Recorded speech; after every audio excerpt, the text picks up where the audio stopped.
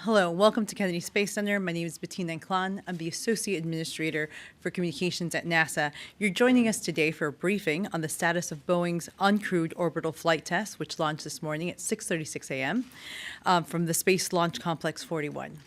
With us today is a group of people, our NASA leadership, to talk more about the status of the mission. I'll introduce them quickly. With me is NASA astronaut Mike Fincke, NASA astronaut Nicole Mann, NASA Administrator Jim Bridenstine, President and CEO of United Launch Alliance, Tory Bruno, Jim Chilton, Boeing Senior Vice President of Space and Launch Division, Stich, Deputy Manager of NASA Commercial Crew Program, and Kirk Shireman, Manager of the International Space Station. We'll start with questions in a moment, but before that, I'm going to open it up for opening remarks from the NASA Administrator. Mr. Administrator? All right. Well, thank you, Bettina. Thank you for coming to the press conference. I want to start by just making sure everybody knows that today a lot of things went right. And this is, in fact, why we test. Just a few minutes ago, I got off the phone with the Vice President. I gave him a briefing on where we are. He maintains that he is very positive as the Chairman of the National Space Council in our ability to once again launch American astronauts on American rockets from American soil. So we did have, obviously, some challenges today. When the spacecraft separated from the launch vehicle, we did not get the orbital insertion burn that we were hoping for. It appears as though the mission elapsed timing system had an error in it, and that anomaly resulted in the vehicle believing that the time was different than it actually was. And because that timing was a little bit off, what ended up happening is the spacecraft tried to maintain a very precise control that it normally wouldn't have tried to maintain, and it burned a lot of prop in that part of the flight. And when that prop got burnt, it looked like we weren't going to be able to go ahead and rendezvous with the International Space Station. By the time we were able to get signals up to actually command it to do the orbital insertion burn, it was a bit too late. And the reason it was too late is because it appears, and remember, all of this is very early and preliminary, and we're learning things moment by moment, but it appears as though we were between TDRS communication satellites, which meant we couldn't get the command signal to tell the spacecraft that it needed to do the orbital insertion burn soon enough. A couple of things that are important to note, and I want to be very clear about this. We as an agency and our partners at Boeing and ULA have committed that when there is something that is a challenge, we will be very clear and transparent about it, and we will share information as early as possible. And we have done that, and we will continue doing that. It is important for us to build trust with the American taxpayer so that we can continue to do these magnificent things. But know this, a lot of things today did in fact go right. I would also attest that it could very well be that had we had Nicole Mann in the spacecraft, remember what the challenge here, this anomaly has to do with automation. And Nicole and Mike are trained specifically to deal with the situation that happened today where the automation was not working according to plan. And if we would have had crew in there, number one, they would have been safe. To be very clear, our crew would have been safe. And in fact, had they been in there, we very well may be orbiting, or we may be docking with the International Space Station tomorrow, had they been in the spacecraft. So a lot of things went right today. I want to be really clear. A lot of things went right, and this is why we test. And because we are now in orbit, and in fact elevating our orbit, we're going to get a lot more data and a lot more information in the coming days. So this is all very positive in general. I would also say that we had the Centaur upper stage with 2 RL-10 engines demonstrated a very successful flight that something it had not done since 2004, which is a Centaur with 2 RL-10 engines. So a lot of I wouldn't necessarily say that was a first, but a lot of firsts did happen today that were very good, and we're going to continue to learn from what's from this test flight. So Tory, I'll turn it over to you. You can talk about some of the things that are important to ULA, and then we'll turn it over to Jim Chilton to talk about what's important to Boeing, and then we'll open it up for questions. Thanks, Jim. So as you know, this was the 81st flight of an Atlas V launch vehicle. but it was a uniquely configured Atlas V for the crew mission. And so it is very significant that it was a nominal flight. As the administrator has said, there were a number of test objectives simply associated with that. We successfully flew the capsule without a payload fairing. The aerodynamic skirt that was added for control of aerodynamic loads functioned beautifully. The ascent covers on the capsule separated nominally during flight. The aero skirt separated nominally. We flew the flattened low G reentry trajectory uniquely for crew safety purposes perfectly. And at the point of separation of the spacecraft, we achieved those separation parameters and in fact literally hit a bullseye with several parameters in the vanishing decimal points of accuracy. So all of those activities worked just perfectly and satisfied those test objectives. Additionally, we did have a forward-facing camera on the front of the Centaur that was able to observe the spacecraft separation, which was significant in terms of confirming Boeing's observations that my colleague Jim Chilton will talk about. And I'll hand it over to you, Jim. Okay. Well, I'll echo the great human-rated Atlas performance. This is not your father's Atlas. Not only has it got a dual-engine Centaur, but it's got a lot of human-rated upgrades. So that was a big success. Let me jump right to what the timeline was. As soon as the spacecraft separates from the launch vehicle, it's programmed to do an orbital insertion burn, which is how you go catch the space station and rendezvous. That burn didn't happen. It appears that the vehicle was using a mission elapsed timer. That was not the mission elapsed timer the mission was on. We don't understand the root cause of that. We don't know if that was inherent somewhere in the vehicle or was caused by some event. Just haven't got, what we know is the vehicle was not on the right timer. We don't know why it thought that it wasn't. The thing to know is, of course, once the vehicle thought it was at a different time in the mission, being autonomous, a lot of this runs on a timer, it began to do burns and attitude control. The flight control team reacted in a very professional manner. They recognized and the engineers diagnosed this quickly. We began to send commands to take it over. As Administrator Bridenstine mentioned, there was some delay in that until we could get a positive link as we went through satellites. Again, that's our hypothesis. That's why the link wasn't received, but we've got data to review there. And so the flight control team put the spacecraft in safe orbit. We're tailed to the sun, making sure we maximize charging. All systems are good, cooling, power.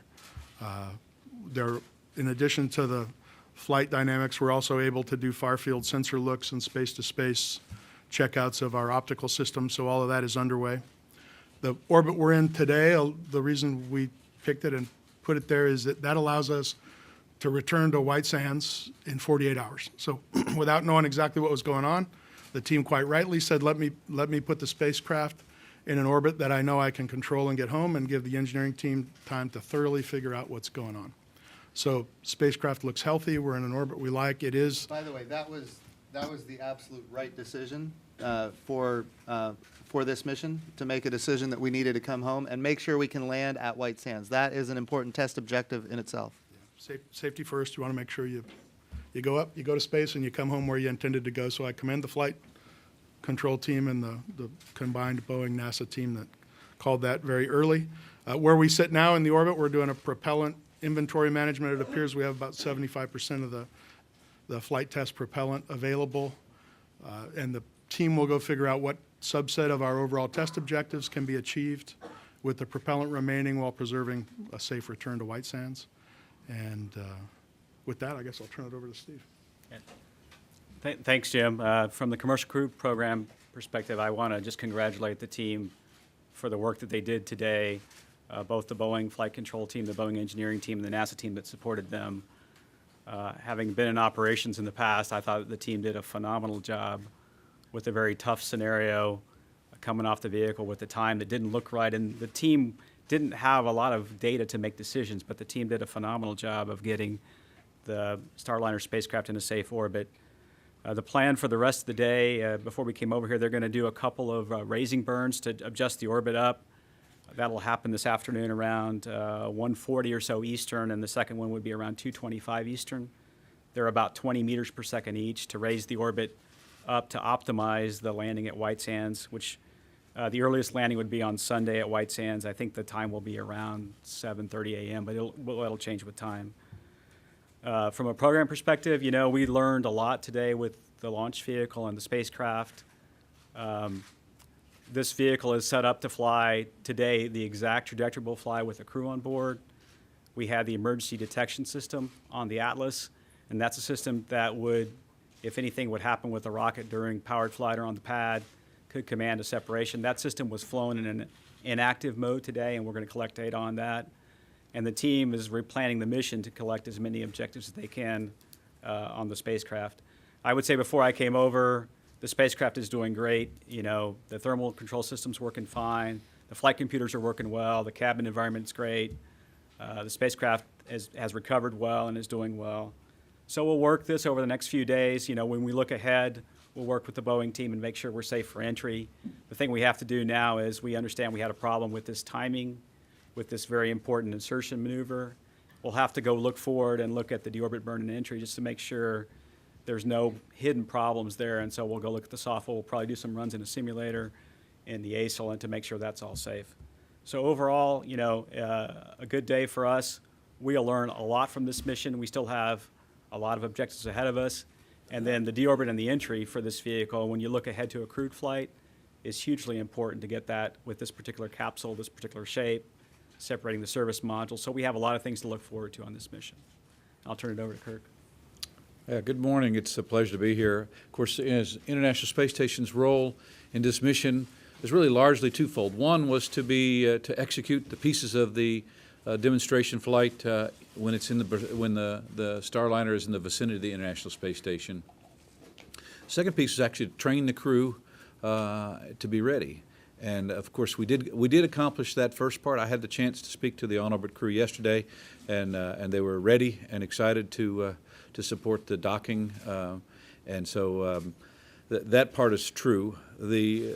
As we go forward here after today and learn more about what the capabilities of the vehicle that are remaining and what objectives can be accomplished, it's quite possible some of those objectives in coordination with the ISS are possible. We'll see how that goes. The last thing I wanted to mention about learning, which is really, really important, is that we had an off-nominal situation on orbit.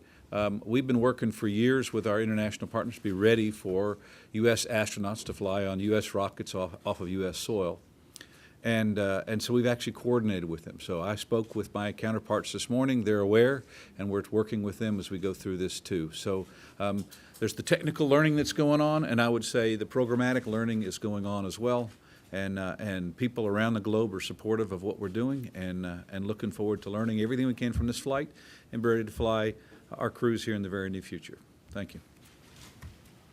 And speaking of crews, we astronauts, including Chris Ferguson, Nicole Mann, and myself on the next crew, we were watching from we divided and conquered. We had some of us that were at the Atlas Space Operations Center, the ASOC. We had some of us that were at the Boeing Mission Control Center, and we saw a great launch. We watched the OI burn as it played out, and we kind of imagined ourselves as if we were on board. In fact, I even had my flight checklist that we've been developing right in front of me to watch what was going on. And Starliner has a robust manual capability, and Chris Ferguson, Nicole Mann, and myself, we'd like to think that, as the administrator was saying, that had we been on board, we could have given the flight control team more options on what to do in the situation. We train extensively for this type of contingency. And had we been on board, there could have been actions that we could have taken. And we will continue to develop those actions. And that robust manual capability is something that's required. This vehicle is a new level of automation that we've never seen before. And so what we're really doing is we're testing that automation, and that's why you have test pilots on board, especially for these early missions. That's our job. That's what we're trained to do. We are looking forward to flying on Starliner. We don't have any safety concerns. Everything on the ascent, all the systems that would keep us safe have functioned properly on the launch and currently on the vehicle. We're looking forward to all the test data, and we're looking forward to a landing at White Sands. Well, thank you. With that, we're going to take questions. Please identify your name and the name of your organization. We're going to do one question per reporter because there's a lot of interest. And then if we have time, we'll go back to you. So with that, do you want to call them? I'll let you pick, Bettina. Right here. Much may have gone well today, but it clearly was imperfect. So does what happened today necessitate another orbital flight test? When would you work that into a launch schedule? And doesn't that push back the ultimate goal, which is to get folks like these two onto a rocket and into space? So I think it's too early to know. I think, as Jim Chilton alluded to, we don't know what the root cause is. We know that the mission elapsed time was not correct, that it was going off the wrong time, but we don't know what the root cause is. I think it's too early for us to make that assessment, but certainly when we do make that assessment, we will communicate that as soon as we do. But you can see a scenario where, despite what happened today, it wouldn't interrupt the ultimate goal, which is to get these guys up on the next one? I'm not saying yes, and I'm not saying no. I think it's too early. It's too early to make that assessment. Yeah, I think from my perspective, commercial crew, we would have to look at what the problem is and see what the ramifications are to the different parts of the software.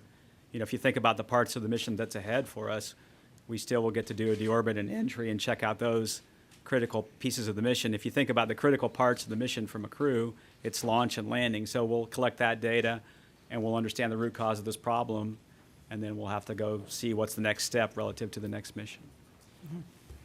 And please wait till the microphone gets to you before you say your question.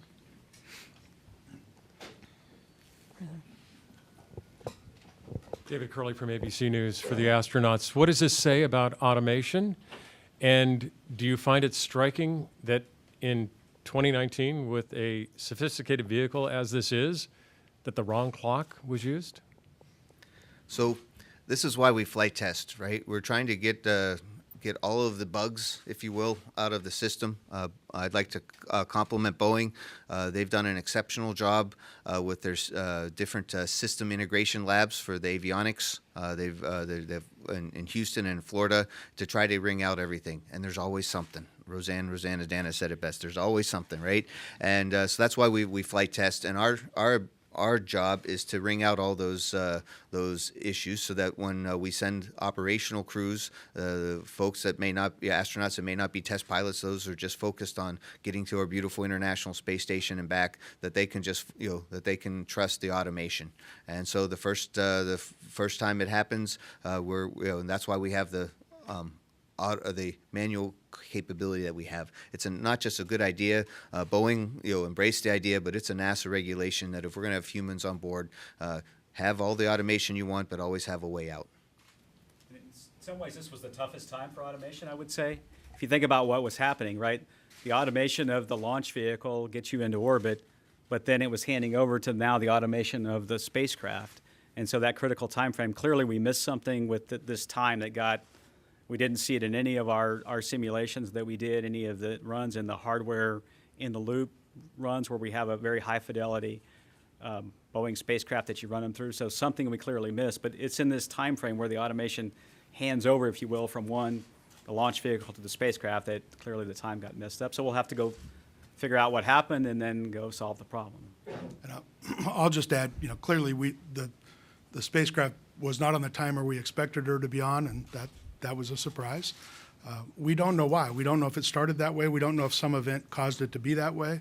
Our most important job right now that we have the spacecraft where we like it and it's operating fine is to diagnose that and then compare that same cause or anything similar to all the reentry functionality so we can complete this flight test safely and successfully.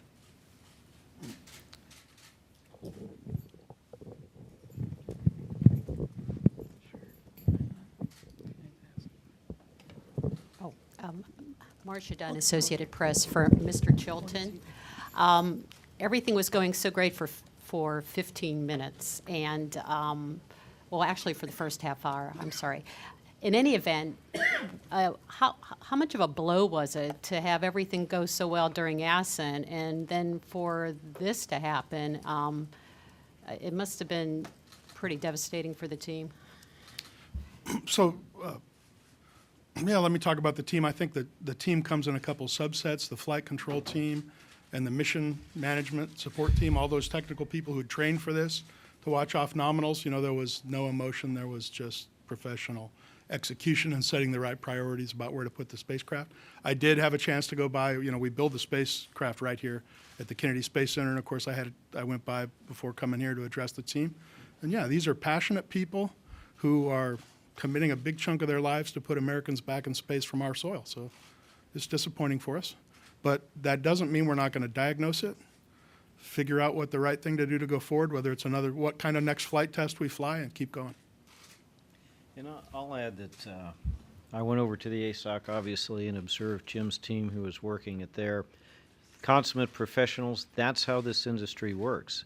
As he said, we put our heart and soul into these missions, but when we're executing them, when there's a challenge, when there's an anomaly, people move to that, and they work the problem, they work the anomaly, they do the right thing, and then we think about the rest of it later.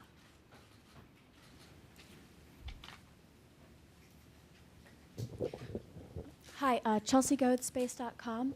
So I'm curious currently, what are the odds of successfully recovering and refurbishing the spacecraft once it lands in White Sands? And then if you could just speak a bit more to, you know, breaking down the timeline of, you know, from what we now know, next steps, both with the spacecraft and the mission overall. Thank you. So Jim, I'll leave it to you. Certainly the first one, the odds are high, really the same as if we were on our way to rendezvous is how it looks today. We're just going to come home to White Sands, which was always the plan. The spacecraft is designed to be reusable. There's nothing about this event with the mission elapsed timer. We ended up in a place in space we didn't expect to be, but we don't see hardware issues that would drive a different refurbishment and turnaround. And I'm sorry, the second part of the question? If you could just speak a bit more to the overall timeline for the mission and for moving forward with Starliner.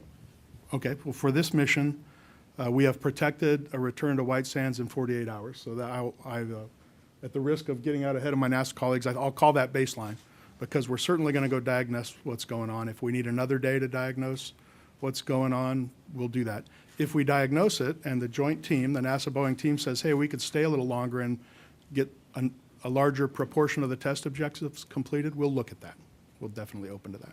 Yeah, and today, as I said, the major objective is to really do a couple of orbit raising burns to raise the orbit to set up the landing at White Sands for 48 hours later. So the team's off working that.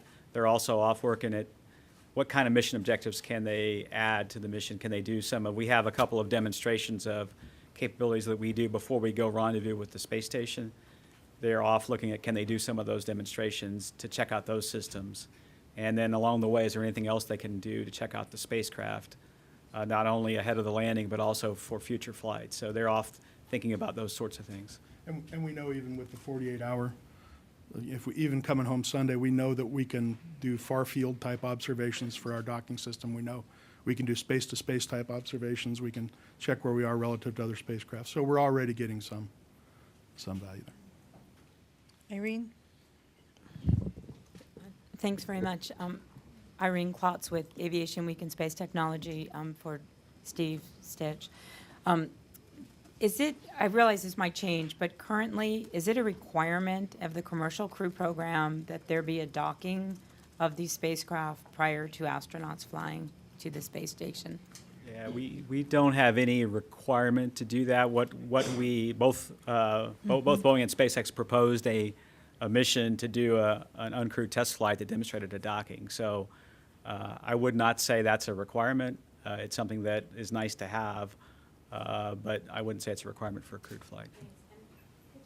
What is the current orbit of Starliner, and are you this resetting of the mission elapsed time that's now resolved to the point where the orbits will happen and this deorbit burn to get to White Sands also would happen? Yeah, I mean, the orbit is 216 kilometers by 186 kilometers. That's the apogee, the highest point, to the perigee, the lowest point. The timer is not an issue anymore. I mean, it's reset, and we're able to do everything that we need on the right mission elapsed time. So that shouldn't be a factor for the rest of the mission. Chris? Thanks. Chris Davenport from the Washington Post for Mr. Chilton. You talked so much in leading up to this flight for years about the redundancy built into the spacecraft with the computers. Since the clock seems to be so key to the thrusters and the maneuvers and the insertion burn, was there no backup to the clock? We don't understand why the spacecraft got off the expected mission elapsed time. Through all the redundancy trails and everything else, so I'm not able to answer until we diagnose. But we'll let you know, when we know, you'll know. I think it's safe to say, correct me if I'm wrong, but it's safe to say that we could have commanded the orbital insertion burn directly in time to actually save the mission and enable it to go to the International Space Station. It just so happened that at the time when we were trying to do that, we were between TDRS satellites. As far as we can tell right now, there's a lot of data that we need to go review. But Chris, I'm just sharing this because I want to be as open and transparent as early as possible. So there is a backup. The backup is to send it a command, and that command just did not get received by the spacecraft because of where it happened to be at the time and where our TDRS satellites were. Faust? Jeff Faust of Space News. Can you say what fraction of the mission objectives you will not be able to achieve because you will not be arriving at the space station? I can't. You know, job one, it's been 3.5 hours. Job one was get her to the orbit we want and start planning your forward ops. We know we've already gotten some, but Jeff, we'll have to just get back to you. We haven't tallied it. Yeah, I was going to say the same thing, Jim. It's really been too early. We've been really trying to work the problem, get the spacecraft in a safe orbit, figure out the final options for the rest of the mission. So we haven't had a chance yet to reconcile what we think we can achieve on this flight and what we had planned to achieve. Okay. We have some reporters on the line. We're going to go to Michael Sheets from CNBC. Hi, all. In terms of the objectives remaining, what are you looking at that looks achievable, and where do you go from here in terms of salvaging what you can from the mission? Well, I think there's plenty to achieve. Rather than drag you through narrow objectives, I already mentioned that we have part of our docking system and our control of the spacecraft in space has think of them as eyes. It's a system with 4 different types of sensors. Some are for long range, some are for short range. We're obviously going to be able to test all the long range. We have the opportunity to run some subsystem tests. You know, there was some planning to take subsystems without crew to places that we wanted to be able to show autonomously. And then finally, I would say, and this is something we're studying and haven't committed to, and Kirk's eyebrows may be instructive here, but you know, as you approach the space station, you go into a corridor and there's a keep-out sphere, and there's probably an opportunity to practice spacecraft guidance and control, just not at the same proximity to the station that we previously thought. And obviously the deorbit and entry objectives, there's lots of other things that the spacecraft is doing that we're learning about how a spacecraft performs in orbit, how the radiators are rejecting heat, solar ray pointing and charging the batteries. There's many, many things that just flying in orbit about the Earth that we're learning about the spacecraft and how it performs, which will be huge for the crewed flight test. We're going to take another question from the line, then we'll go back to the room. Lauren Grush from The Verge. Hi, thanks for taking my question. So I'm curious, then, how long exactly do you have for a window to do the insertion burn, and what exactly could the crew do if they were on Starliner to make that happen in case this ever happened again? Well, I think the first one I can take. When we realized the orbital insertion burn didn't happen, the protocol is to just go send the spacecraft instructions to burn another one, and I'm working from memory, but I think it was 7 or 8 minutes after we knew the first one didn't happen. And of course, we didn't have positive link with a TDRS, and we couldn't get that signal through. And by the time we did get positive link from TDRS, we chose to go to a different orbit instead of send the burn. If Nicole and Mike don't mind, I'll hand over what you would do to them. Sure. So we have the capability on board to stop the automation and take over manually to fly. There's different levels that we can degrade down to.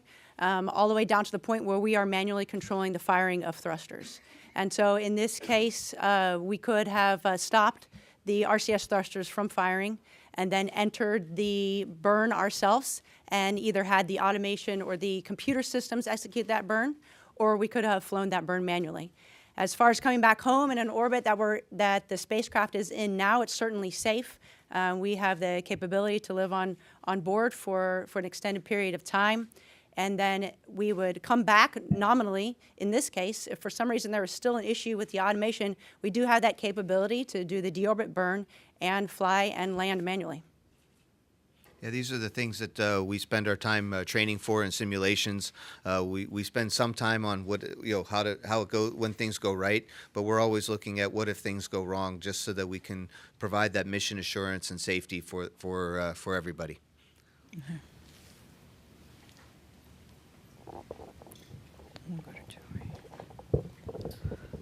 Hi, good morning. Tom Costello with NBC News. I had two quick questions to drill down on what your, whether you could do a crewed mission. Not having this experience isn't a critical component of the crewed mission, or rather of this unmanned mission. Wasn't it to test your docking capabilities? And can you put a crewed mission together and approach the station without having at least done it once in this automated mode? That's my first question. And my second was, on the satellite link communication failure, I guess I was surprised that you would not have had constant comms with the vehicle the entire time, that foreseeing some sort of a glitch or a failure to communicate between satellites, that would not have already been ironed out in advance. As far as that, the reason the commands weren't going through, we still need to look at that. It very well may be that there's another issue there. We're just assessing what we think the possibility could be early on, but there's a lot of data that we're going to have to go back and look at to see if there was an issue there that we can fix. What was your remind your first? Oh, docking. Can you approach the station yeah. to dock if you've never done it in this kind of a test mode? Yeah, remember the space shuttles never flew autonomously. They never did. So the answer is yes, you can do it. We built the space station with the space shuttles, and every single one of those missions was crewed every time. Yeah, I mean, I think in some cases having a crew on board gives you some better or different enhanced capability for responding to some failures for a docking. So I agree with Mr. Bridenstine. There's absolutely, you could do a mission without having automated docking with the crew. Yeah, well, that's something we got to look at. We got to look at all the data, come up with, look, remember what we do as an agency. We do really difficult things, and we do it all the time. And yes, we have challenges, but what do? We figure out what those challenges are, we fix them, and we move forward. That's what we do as an agency. It's our history, and it's what we're going to do now. And that's not a problem. We're going to keep doing it. Joey?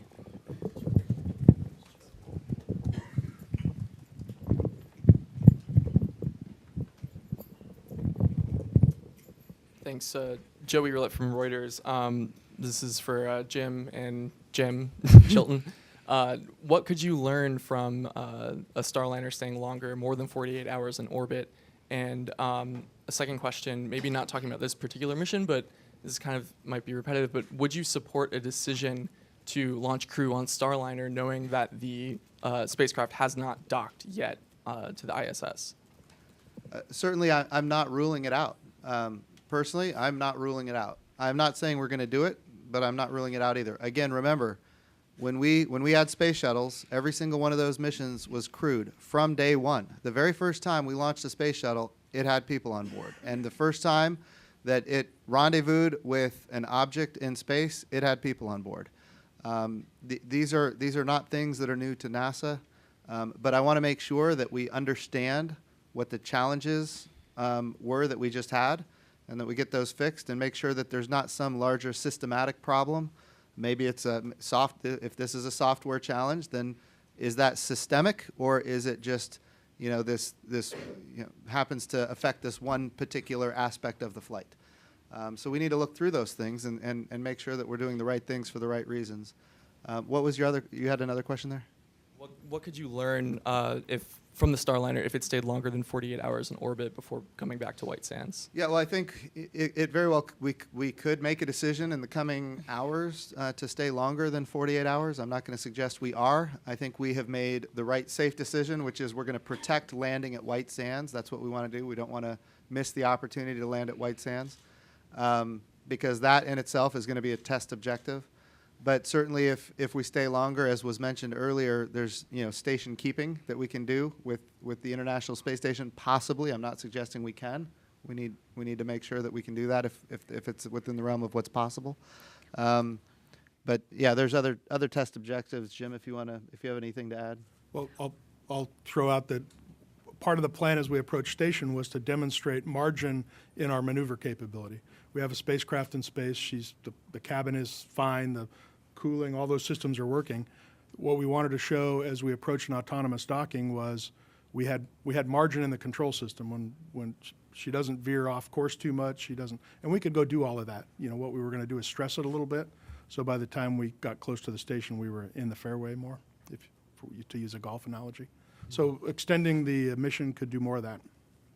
And I think the extension will be driven by the White Sands. We don't end up having a White Sands landing opportunity every day, and so we'll have to look at when that landing opportunity is, what the weather is for that opportunity, and then factor in our understanding of the problem we had relative to insertion with does that in any way affect the deorbit and entry guidance modes of the vehicle. And so I think those are the factors: how many mission objectives we can get, what's the weather looking like at White Sands. If I don't land on Sunday at White Sands, when's the next opportunity? And we'll just have to make the flight control team, Richard Jones, the ascent entry flight director, and the flight control team with the mission management team are doing all the right things, looking at all the right trades. Obviously, it's very early in this whole mission, but they'll factor all those things into when we come home.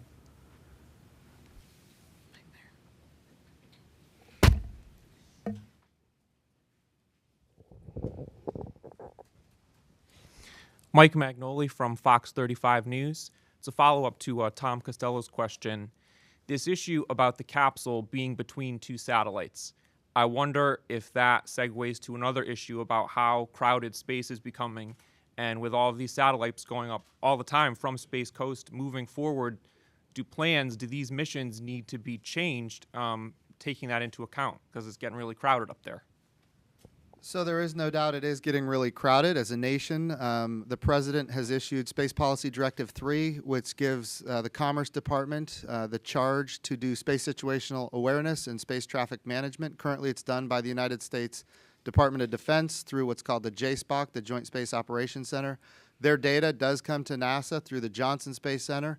And of course, we have some really whiz-bang, I would say, people that do really amazing kind of science with it, and they come up with very accurate assessments as to is the International Space Station at risk? Are our crewed capsules at risk? These are things that we do take very, very seriously. I will also say that regarding the TDRS perspective, this is a constellation that's in geostationary orbit, well beyond low Earth orbit, so it will not have any kind of challenge with objects in space. Regarding the constellations that are launching from right here at the Space Coast, a lot of those constellations are low Earth orbit constellations, some of them with many thousands of satellites. And the reason they're doing that is because they want to have high throughput, low latency communications so that you can have cell phone-like communications through satellites. And you can't do that from geostationary orbit just because the distance is too far and it doesn't match the protocols for LTE or whatever the signals happen to be at the time. So I would argue that that the orbital debris situation is something that our country, our nation, under the president's direction, is taking very seriously, and we have to keep doing that. If I could? Yeah. I'll add that what we have is a correlation in space where we were between TDRS, but that isn't causation. So our hypothesis is we found ourselves in a place where it was hard to get that link in, but like the timer, we have to go make sure we understand that.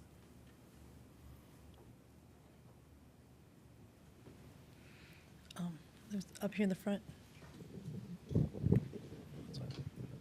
Chris Gephardt with NASA Spaceflight. First off, to Tory and Jim, thank you for the communication today. That was very much appreciated. I just want to make sure I understand this because I haven't actually heard anyone say it definitively.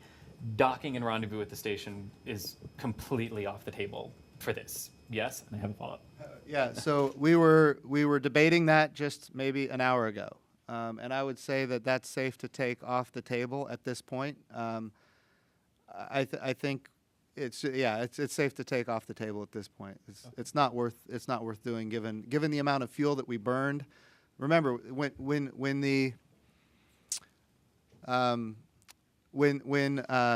the timing was off, the spacecraft didn't know exactly where it was in the sequence. And when that happened, it seems, and again, this is all very, very early, but it seems like it believed that it was doing an orbital insertion burn when it wasn't. And when that happens, the reaction control system starts working because it has to have very precise kind of station keeping, if you will, very precise attitude keeping.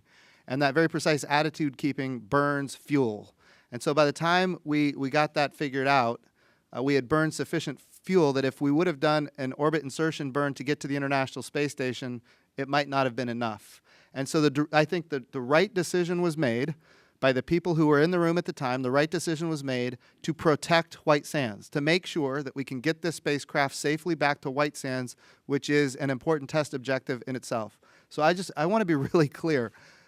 The NASA team and the Boeing team need to be commended for making the decision that is in the best interest of our country, for the decision that is in the best interest of the safety of people on the ground and, of course, our astronauts. I will also say that at no time, even under the automated sequence, at no time had we had astronauts on board that were not manually flying it, there was no time at which they would have been unsafe during any of this. And had they been on board, we very well would be on our way, very well could be. I'm not saying we would have been, very well could be on our way to the International Space Station right now. So. I know you said earlier that you have a really high degree of confidence of that landing will go fine, but with the timer issue completely unexpected, how are you confident that this won't happen again when the entry sequence triggers? Well, I think your question is excellent. I mentioned confidence in reentry, but it is a fact. We have to go diagnose the root cause of our timer challenge. And by the way, anything else we've seen in spacecraft behavior as she went into an off-nominal scenario. And we have to not just say that doesn't apply to reentry. We have to say, is there anything in our previous thinking or that's similar that we could be susceptible to on landing? And we've got to go do that before we land. Simple as that. Okay. We're going to take one more question, and then we're going to wrap it up.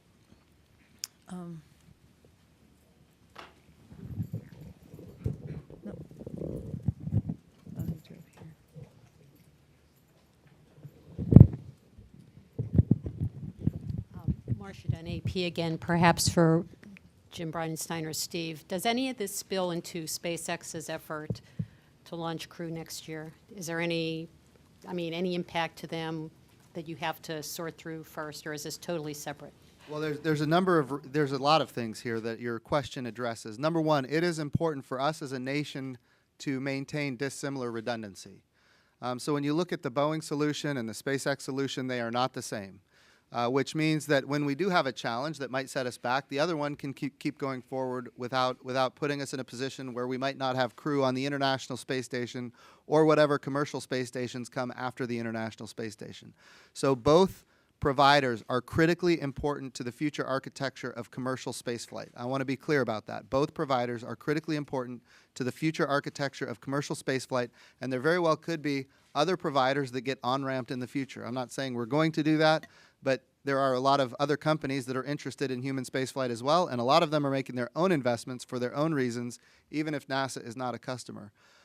So I think that is an important point to make. I would also say that one of the reasons NASA manages the commercial crew program is because when we see a commercial provider have a challenge, something that is off-nominal, for example, we can make an assessment if that is a problem for another provider.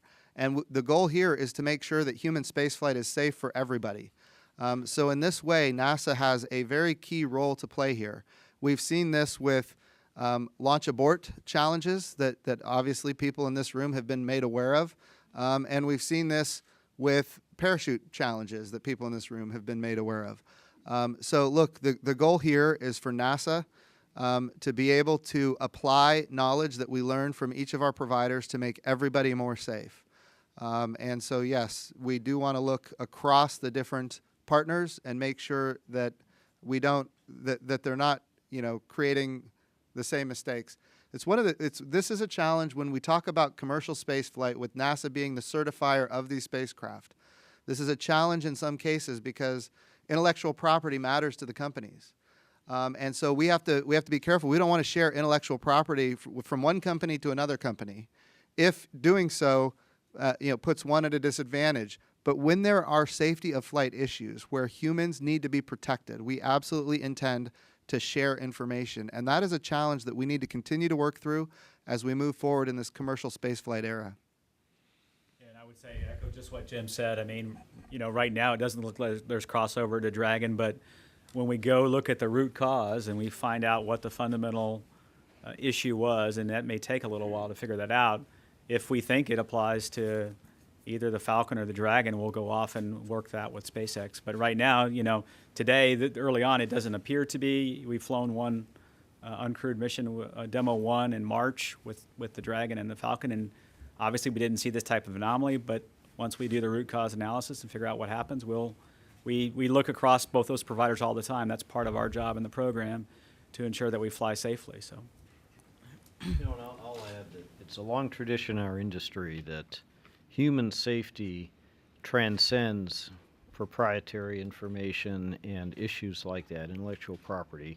We are not going ever to withhold something that would put other people at risk. That's just not how it's done.